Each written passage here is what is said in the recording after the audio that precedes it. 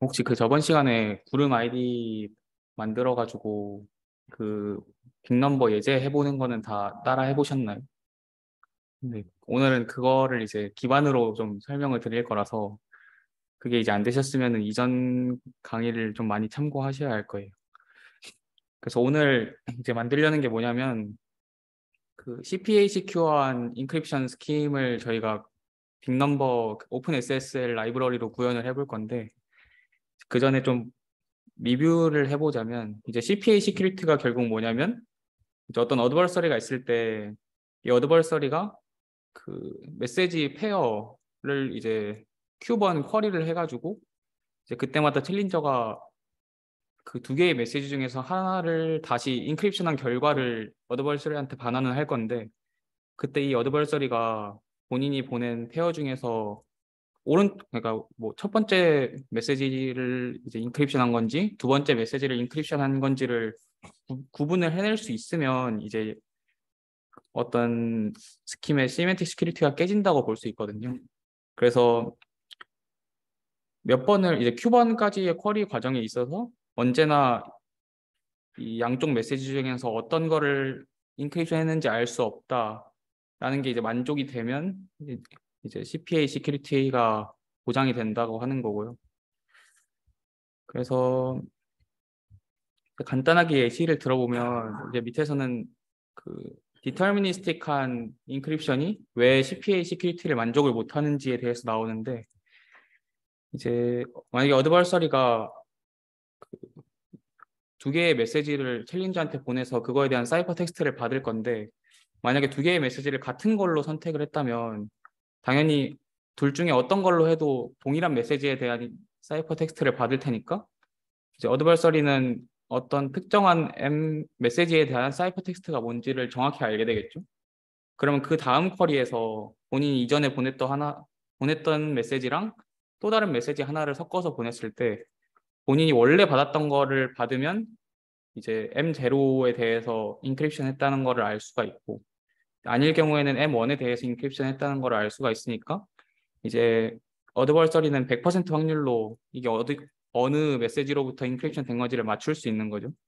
그래서 CPA 시큐리티가 깨진다고 볼 수 있고 그래서 결국 저희가 만들어야 되는 거는 어떤 메시지를 여러 번 인크립션 할 때 그 인크립션 할 때마다 사이퍼 텍스트가 다르게 나오는 그런 이제 스킴을 구현을 하려고 하는 거고요. 그래서 오늘 저희가 이제 코드로 실습을 해볼 스킴을 간단하게 표현을 하면 이렇게 되는데 우선 이제 키를 이 F라는 게 뭐 어떤 매핑 펑션이면 되는데 오늘 저희가 이 F로 쓸 거는 이제 그 AES 블록 사이퍼를 쓸 거고 AES 같은 경우에는 이제 어떤 메시지를 넣었을 때 동일한 길이의 아웃풋이 이제 사이퍼 텍스트로 또 나오거든요. 근데 저희는 이제 그 아웃풋이 나오는 거를 사이퍼 텍스트를 그대로 쓰는 게 아니라 이제 그 아웃풋을 이용해서 저희가 실제로 인크립션 하고 싶어 하는 메시지랑 이제 어떤 연산을 해낼 거예요. 그래서 과정을 보자면 우선 뭐 메시지 저희가 인크립션 하고 싶은 메시지는 이제 여기 밑에 있는 거고 이 위에서 어떤 저희가 가지고 있는 이 시크릿 키랑 어떤 랜덤 R 값을 뽑아가지고 뭐이 키는 이제 저희가 여러 번 재사용을 할 수 있겠지만 랜덤 R 같은 경우에는 인크립션을 할 때마다 계속 달라지겠죠. 그래서 이제 AES에다가 이 랜덤 R 값을 인크립션을 해요. 그러면은 이제 이 수도 랜덤한 어떤 값이 계속 나오겠죠. 그러면 그 수도 랜덤한 값이랑 이 메시지랑 이 원타임 패드에서 했던 것처럼 이제 XOR 연산을 해가지고 그 결과를 이제 사이퍼 텍스트로 쓰는 거고요. 그리고 디크립션을 하려면 결국 이 바뀌는 R 값을 계속 알고 있어야 되는데 이 R 값을 디크립션을 하는 사람한테 줘야지만 이거를 디크립션을 할 수 있기 때문에 이 R 값 또한 사이퍼 텍스트의 일부로 이제 표현이 된다고 보시면 됩니다. 그래서 그림이랑 이제 밑에 설명이랑 매칭이 되는 건데 이제 결국 저희가 다시 한번 설명을 드리면 이 F 같은 경우에는 어떤 동일한 인풋을 넣었을 때 인풋을 넣었을 때 동일한 길이의 아웃풋이 나오는 어떤 매핑 펑션을 생각을 하시면 되고, 이제 항상 수도 랜덤하게 결과가 나오는 펑션을 써야겠죠. 근데 이제 그런 것만 보장이 된다면 이제 이 젠이랑 인크립션이랑 디크립션의 세 가지 이제 스킴으로 세 가지 함수로 스킴이 구성이 되는데, 이제 이 젠 같은 과정이 아까 저희가 AES 인크립션을 위해서 이제 여러 번 다시 사용할 키를 생성을 하는 과정이고, 이제 인크립션 같은 경우에는 이 어떤 메시지가 저희가 인크립션 하고 싶은 메시지가 있고, 그 메시지랑 길이가 같은 이제 R을 하나 새로 뽑아가지고 이제 그 R을 이제 AES 인크립션을 이제 여기서는 할 거죠. 그래서 그 결과랑 메시지랑 이제 XOR한 결과가 저희가 실제 진짜 원하는 사이퍼 텍스트가 된다고 보시면 되고, 이제 아까 말씀드렸던 것처럼 이 AES의 인풋 값인 R도 당연히 주어진다고 보시면 됩니다. 이제 디크립션을 하는 사람은 이제 이 R을 받으면 본인도 어떤 시크릿 키를 알고 있을 테니까 그 시크릿 키를 이용해서 AES를 그대로 돌리면 이 FK의 R을 그대로 만들어낼 수가 있겠죠. 그렇게 해서 만들어낸 결과랑 이 이제 뒤에 받았던 결과를 XOR하면 결국 이 FK의 R과 FK의 C1은 R과 C1이 같은 값이기 때문에 당연히 같을 테니까 이제 결국 메시지만 남도록 해서 디크립션을 한다고 보시면 됩니다. 그래서 저희가 결국 해야 할 것은 뭐 여기서는 키 사이즈를 이제 128비트로 정해놨고, 저희가 인크립트를 할 메시지는 이제 CPA 시큐어라는 스트링을 저희는 인크립션 할 거예요. 그래서 그 인크립션을 하는 데 있어서 위와 같이 작동이 될 수 있도록 이제 이 세 개의 스킴을 구성하는 함수를 작성을 하는 게 목표고요. 그래서 원래는 이제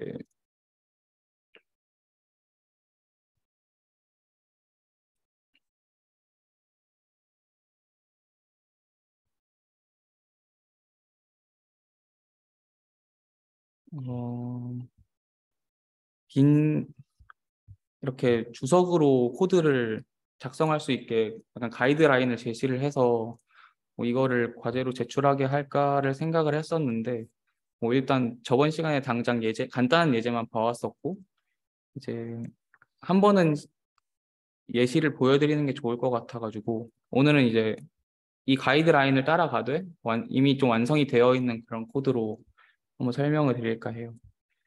그래서 여기 보시면 저희가 결국 완성해야 하는 게 이 AES 키를 만드는 제너레이터 함수랑 이제 CPA 시큐어 인크립션 스킴의 인크립션 그리고 디크립션 파트를 이제 함수를 완성을 하면 이제 메인 함수 같은 경우에는 이제 다 짜여져 있거든요. 그래서 이 메인 함수에서 하는 게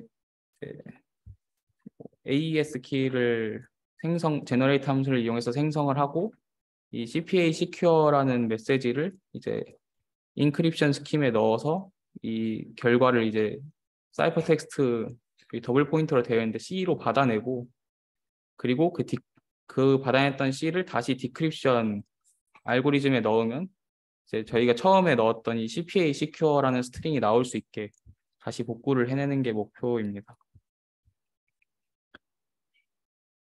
그래서 이제 진행을 해볼 건데, 그 전에 앞서서 이제 저희가 구현하는 거에 보면 지난 시간에 다른 부분들은 다 그러니까 이제 예시를 보여드렸었는데, 여기 XOR 함수를 사실 빅넘버끼리 XOR 하는 거를 이제 지난번에 실습을 하지도 않았고 라이브러리에도 사실 구현이 안 돼 있어가지고 그 빅넘버 XOR 하는 함수만 저희가 미리 작성을 해놨어요. 그래서 뭐 읽어보시면 사실 그냥 바이트 단위로 XOR 연산을 한 결과를 그냥 다시 빅넘버로 바꿔주는 그런 정도의 코드이기 때문에 그냥 뭐 읽어보실 분들은 읽어보셔도 좋고, 아니면 빅넘버를 XOR 할 수 있는 어떤 함수가 그냥 주어져 있구나라고 생각하고 진행을 하셔도 될 것 같아요.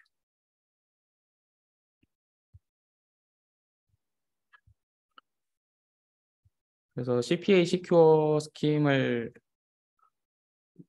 설명을 드리면 아마 같이 보실 때는 이제 이 화면을 아마 같이 보면서 따라오시는 게 좀 더 이해에 도움이 될 수 있습니다. 우선 이제 AES 키를 제너레이트하는 함수부터 살펴보자면 이제 뭐 맨 위에 라인 같은 경우에는 인크립션 키 뭐 예외 처리를 하기 위해서 그냥 이제 주어져 있는 코드고 이제 뭐 저희는 여기 비츠랑 바이츠가 있는데 이제 비츠는 저희가 키 비트를 128비트로 하고자 했기 때문에 여기 위에 이제 선언이 되어 있지만 되어 있는데 사실 이거는 메인 함수에서 아마 줬겠죠.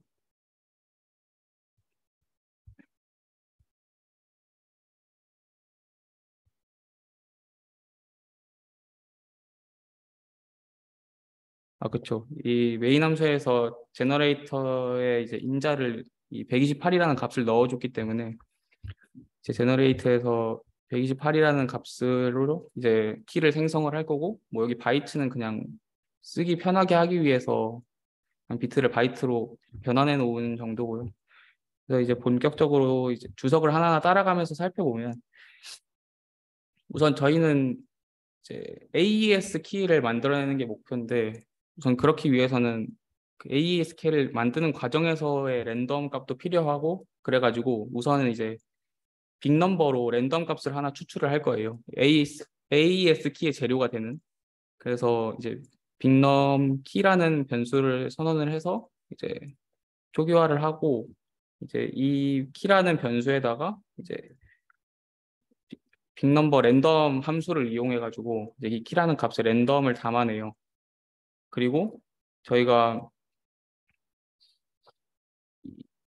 빅넘 값 그대로를 이용할 수는 없기 때문에 이 빅넘 값을 사용할 수 있는 이 바이너리 형태로 바꿔줘야 되는데 그 바이너리 형태로 바꿔주는 과정이 이제 어떤 unsigned 캐릭터 배열을 이제 동적 할당으로 선언을 하고 이게 이 부분이 잘 이해가 안 되시는 분들은 아마 지난주 예제 코드를 보시면 네, 아마 아실 수 있을 겁니다. 그래서 유저키라는 어떤 바이너리 배열을 선언을 한 다음에 이제 우리가 처음에 만들었던 키라는 빅넘버를 이제 유저키라는 이 바이너리 형태로 바꿔주는 함수가 이제 이 bn 빅넘버 투 바이너리 함수고요. 그 다음에 이제 저희가 AES 키를 세팅할 수 있게 언사인드 차 배열 형태로 만들어냈으니 이제 그냥 오픈SSL 코드에 있는 AES 이제 키를 세팅하는 알고리즘 그 함수에다가 저희가 만들었던 유저 키랑 이제 여기서 128비트의 키를 결국 저희는 필요로 하기 때문에 128비트를 넣어주고 이제 그 결과를 어디에 담을 건지가 이제 여기 맨 마지막 인자로 들어가는데 이 인자는 이제 맨 처음에 저희가 넣어줬던 AES 키의 포인터 주소가 들어가고요. 그 다음에 그래서 이걸로 이제 저희가 한 거는 이제 인자로 준 A잉크 키에다가 우리가 원하는 AES 키를 생성을 했고 그리고 나서 이제 그 키를 저희는 뭐 여러 번 사용을 할 수 있겠죠. 랜덤 값만 새로 뽑아가면서 이제 그런 형태로 이제 제너레이트 함수가 끝나고 뭐 마지막에 해준 거 같은 경우에는 이제 그냥 메모리를 어쨌든 동적 할당을 했었던 메모리들이 있으니까 그거를 정리해주는 코드입니다. 혹시 질문 있으시면 예, 편하게 하셔도 됩니다. 그 다음에 이제 인크립션 알고리즘을 볼 텐데 인크립션 알고리즘에서는 당연히 이미 만들어져 있는 AES 키를 이제 이용을 할 거고 마찬가지로 이제 몇 비트의 랜덤 값을 필요로 하는지를 알아야 되기 때문에 이제 128비트를 넣어줄 거고 그리고 인크립션을 하려면 결국 인크립션 할 메시지가 있어야 되는 거니까 당연히 메시지도 파라미터로 넣어주겠죠.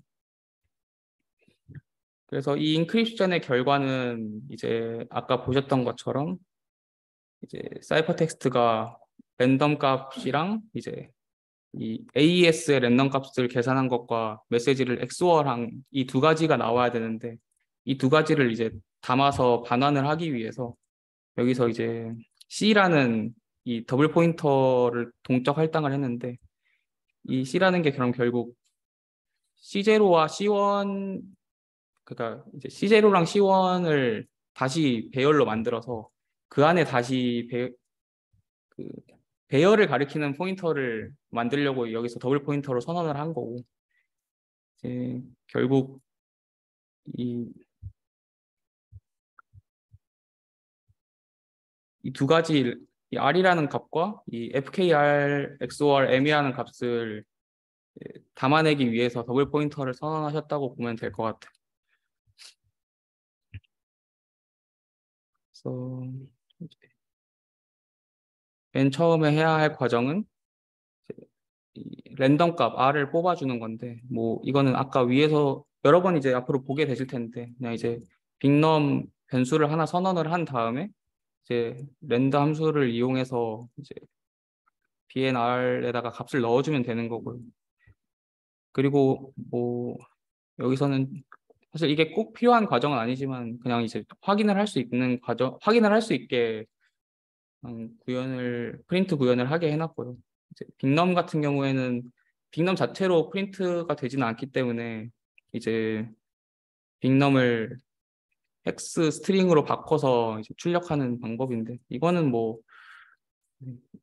그냥 약간 좀 숙지하시고 쓰시면 될 것 같습니다. 뭐 디버깅이나 그런 거 해볼 때 쓰시면 될 것 같고 어쨌든 저희는 이제 랜덤 값을 빅넘버의 형태로 뽑아냈고 그 빅넘버의 형태를 결국 랜덤 값 R 자체가 사이퍼 텍스트 두 개의 원소 중에서 하나가 되는 거니까 이제 첫 번째 사이퍼 텍스트 자리에다가 이 저희가 뽑은 R을 그대로 넣어주면 되겠죠.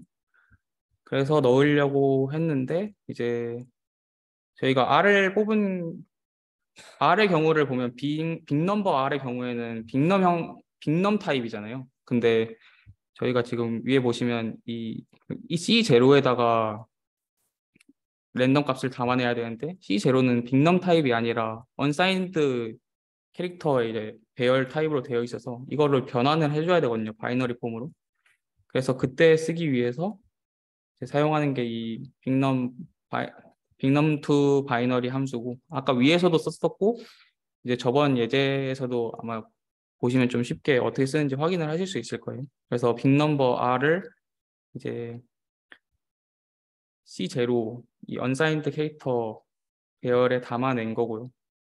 이제 이걸로 저희가 사이퍼 텍스트를 구성하는 첫 번째 원소에 대해서는 이제 계산이 끝난 거고 다음으로 이제 이 두 번째 FK의 R 곱하기 R XOR의 메시지 한 결과를 이제 다시 포인터에 담아가지고 반환을 해야겠죠. 그래서 그 계산을 하는 과정이 필요한데 이제 그렇다면 결국 다시 저희가 해야 되는 거는 이 랜덤 값 R을 FK에 넣은 값을 계산을 해야 되는데 저희는 지금 F를 AES 인크립션을 사용하기로 했으니까 이제 이 FK의 R을 담을 이 unsigned 캐릭터 배열을 하나 만들고 이제 AES 인크립트는 그냥 주어진 함수를 사용을 해서 저희가 아까 unsigned 캐릭터 형태로 받아냈던 C0를 넣고 이제 마지막 인자로 아까 제너레이터에서 생성했던 키를 넣으면 이 FKR이라는 unsigned 캐릭터 배열에 이 AES 인크립트의 결과가 담길 거예요. 그래서 이제 AES 인크립트의 결과를 FKR을 잘 담아냈고요. 남은 계산이 그러면 이 FKR이랑 메시지랑 XOR를 하는 연산이 필요한데 저희가 XOR을 이제 아까 봤던 것처럼 XOR이 정의가 되어 있는 게 빅넘버에 대해서 XOR을 할 수 있게 함수를 만들어 놨거든요.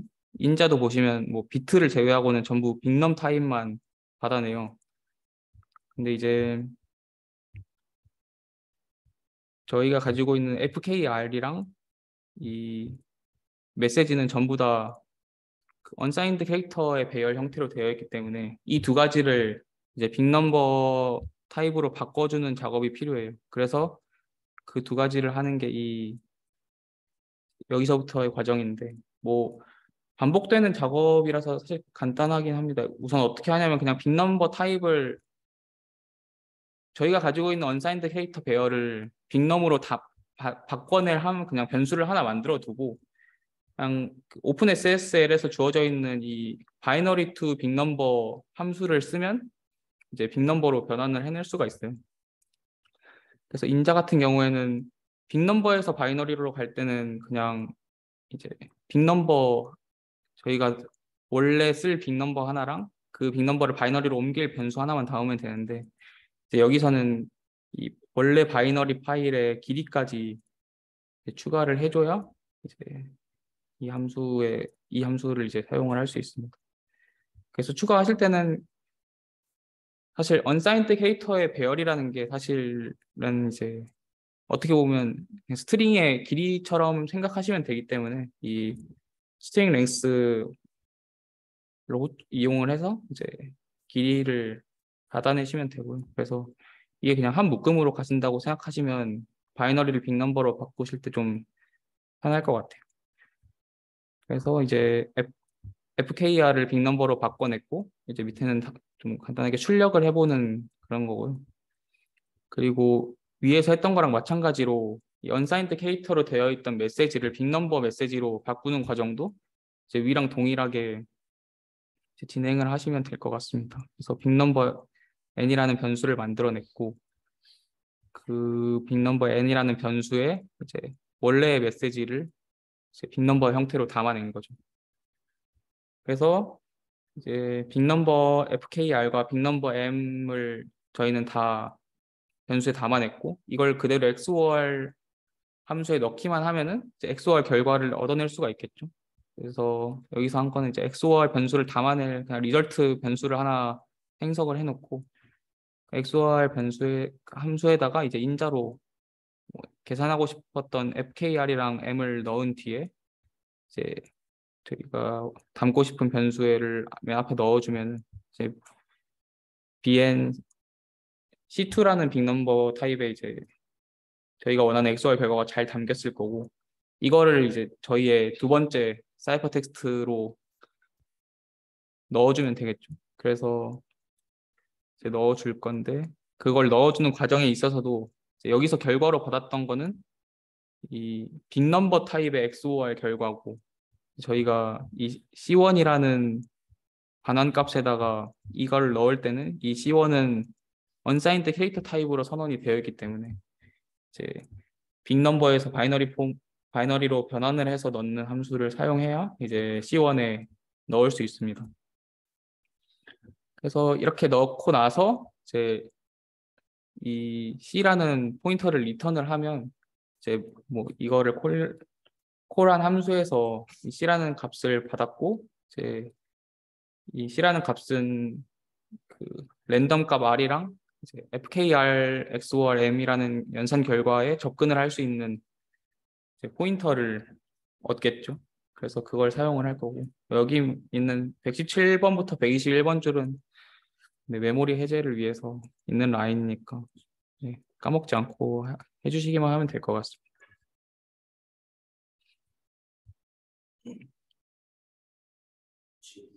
네. 엑소할 때 굳이 왜 빅넘버로 어차피 다시 인사이드를 통해서 빅넘버로 그다음에 빅넘버에서 다시 빅넘버 엑소할 그쵸. 사실 이 질문이 나오질 않길 바랬지만 이 XOR 함수를 보시면 결국 이 XOR 함수에서도 하는 게 이 빅넘버들을 받아서 이제 이 unsigned 캐릭터 배열들을 동적 할당을 다 한 다음에 다시 옮겨 담아서 결국 unsigned 캐릭터로 연산을 하거든요. 그래서 사실은 unsigned 캐릭터로 그대로 연산을 하는 게 이제 훨씬 더 좀 깔끔하긴 한데 이 예제를 만드신 분이 이 빅넘버로 연산을 하는 걸 연습을 시키고 싶어서인지 저도 그 부분은 좀 동의합니다. 언사인드 캐릭터로 연산을 충분히 할 수 있는 건데 우선은 이제 빅넘버 XOR이라는 함수가 주어졌기 때문에 이거를 사용하기 위해서 좀 억지로 형변환을 했던 게 많은 것 같아요. 그래서 사실 쓰는 함수 자체는 되게 한정적인데 그냥 이 함수에 들어가야 하는 타입이 뭔지만 잘 생각을 하시면 좀 아마 에러 타입만 잘 고려를 하시면 딱히 에러가 뜰 일은 많이 없을 것 같아요. 그래서 함수를 쓰는 건 사실 별거 없거든요. 뭐 랜덤 뽑는 함수라던가 뭐 바이너리에서 빅넘버로 바꾸거나 빅넘버에서 바이너리로 바꾸거나 아니면 뭐 AES 주어진 그냥 인크립션 함수를 쓰는 거니까요. 그래서 이제 이렇게 잉크가 끝난다고 보시면 되고 그래서 크립션 부분을 빼놓고 이제 실행을 해보면 이제 밑에 혹시 결과가 보이실지 모르겠는데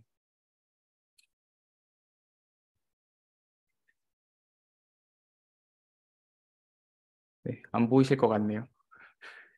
이제 랜덤 값 R 뽑아낸 결과가 나오고 이제 FKR이 계산 결과가 이제 그대로 나오겠죠. 그리고 이제 밑에 결국 이 C1, C2가 나타내는 거는 이 메인 함수에서 이 인크립션 함수를 불렀을 때 그 반환받은 포인터를 그대로 출력한 건데 뭐 당연히 같아야겠지만 이제 R과 FKR로 C1, C2가 구성되어 있다는 거를 확인을 하실 수가 있습니다.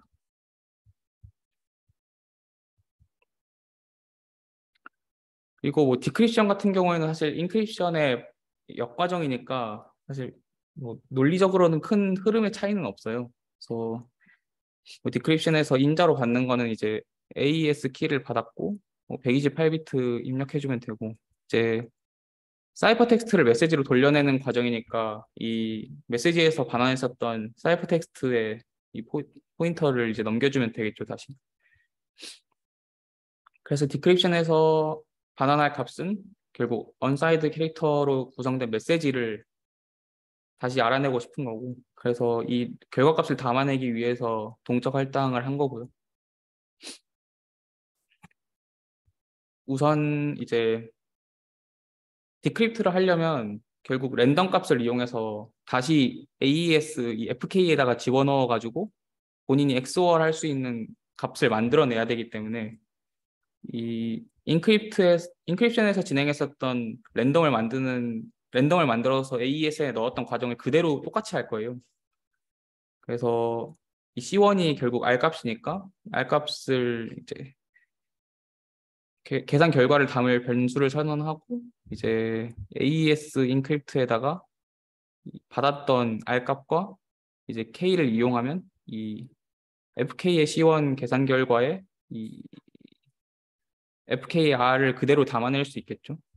그래서 담아낸 다음에 이제 XOR 연산을 위해서 빅넘버로 바꿔주는 과정을 이제 진행을 할 거고 그러기 위해서 뭐 아까 했던 것처럼 빅넘버 변수를 선언하고 이제 바이너리 투 빅넘버 함수를 이용을 해서 이 FK의 C1을 계산한 결과를 빅넘버로 바꿔주면 됩니다. 그리고 이제 마찬가지로 C2도 이 포인터에 딸려서 왔을 텐데 이 C2도 아까 알 수 있었듯이 그 언사인드 캐릭터 배열에 담기잖아요.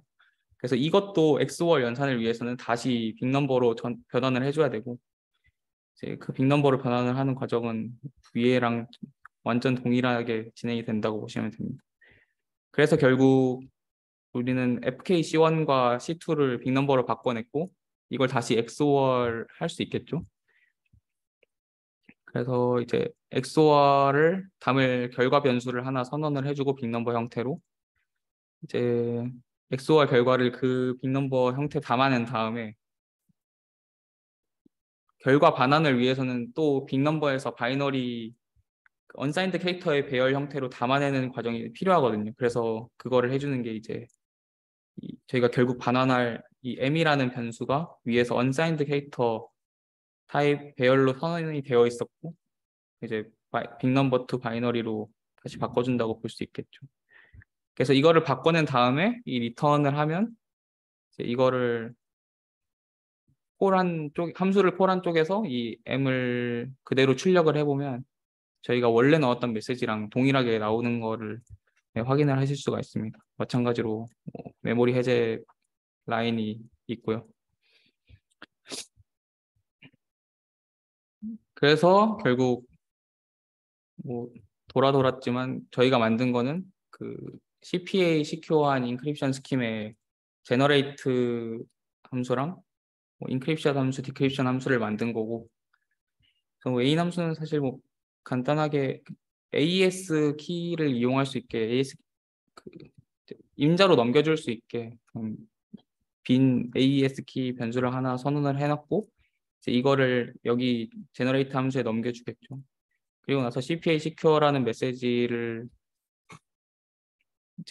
스트링으로 초기화하고 디크립션 결과에 이제 이 디크립션이라는 변수에다가 이 결과를 담아냄으로써 이제 저희가 나중에 디크립션 결과가 뭔지 출력을 해보려고 선언을 했고요.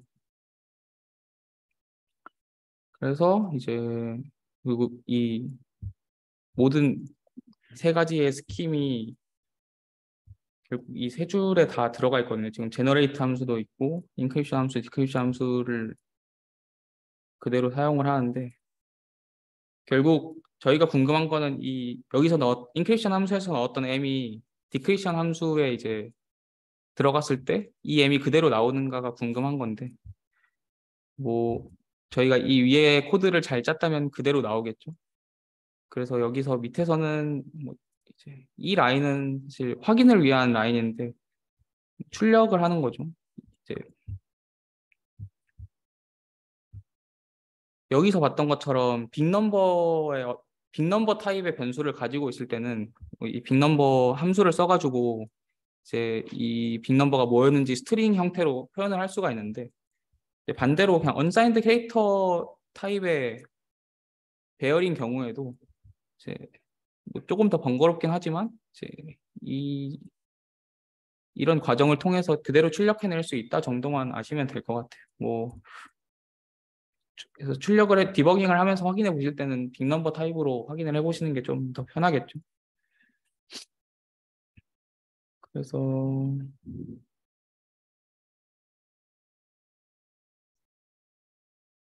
사실 여기 디크리션 변수는 필요가 없는 것 같네요. 그래서 결국 이 DM이라는 변수에 이 디크립션 결과가 잘 담겼다면 저희가 맨 처음에 넣었던 CPA 시큐어라는 스트링이 그대로 나오겠죠. 그래서 아마 이건 이제 실행을 저장을 안 했네요. 실행을 해보시면 혹시 이거 숫자가 보이시나요? 다행이네요. 그래서 여기 랜덤 값이 이제 당연히 랜덤하게 뽑혔을 테니까 매번 달라질 거고 실행을 할 때마다 그리고 FK의 R 즉 그러니까 AES의 R 값을 넣은 결과가 있을 거고 이 R 값은 그 C1에 담겼을 테니까 이제 그 FK의 C1을 넣어서 다시 계산을 하면 당연히 R 값을 넣은 값과 동일한 값이 나올 거고요. 그리고 이제 밑에 두 줄은 이 C1과 C2가 아까도 확인을 했지만 이 R과 FKR로 잘 담겨 있다는 거를 이제 값이 동일하다면 확신을 할 수가 있겠죠. 그리고 이제 디크립션 결과는 저희가 맨 처음에 인크립션으로 넣었던 이 CPA 시큐어라는 스트링이 그대로 복구가 되신 거를 이제 확인을 하실 수가 있습니다. 만약에 여기서 뭐 한양이라는 글자를 넣어서 다시 실행을 하면 당연히 디크립션 결과로 한양이 그대로 나오겠죠. 네. 그래서 네, 오늘 실습은 그래서 여기까지고 결국 뭐 연습을 해보셔야 할 거는 이제 그 LMS에 지금 이 주석만 있는 파일이 올라가 있거든요. 그거를 통해서 좀 이 형변환이나 이 BN 라이브러리 함수에 익숙해지시고 나면 이제 다음 주부터는 이걸 좀 더 응용해서 실습에서 모든 걸 다 안 끝내고 약간 과제로 주어지는 코드들이 있을 거라서 이게 좀 그나마 쉬운 스킴 중에 하나니까 이걸로 이제 혼자 고민을 충분히 해보시는 게 네, 좋을 것 같아요. 그래서 오늘 수업은 여기까지입니다. 감사합니다.